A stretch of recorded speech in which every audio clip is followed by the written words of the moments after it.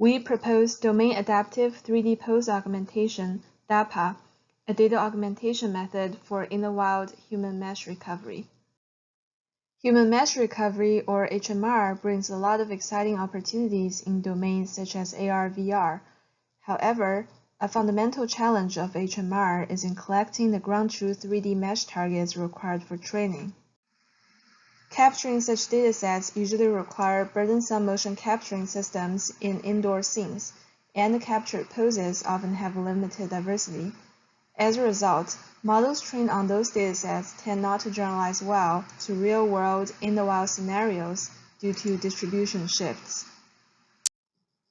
In this work, we propose domain-adaptive 3D pose augmentation, or DAPA. With DAPA, we can fine-tune an HMR model on any domain-specific dataset without ground truths. DAPA can be applied in AR/VR for robust human mesh reconstruction.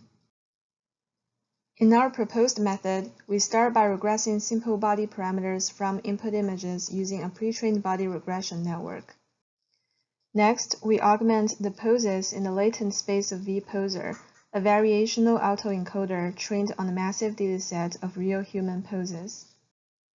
We then render synthetic training examples with augmented poses and learn textures. The training losses come from the real and synthetic training examples.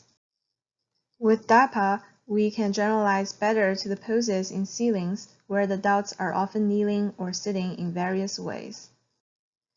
DAPA is also able to reconstruct extremely difficult acrobatic poses. Here we show examples from a gymnastics video from YouTube.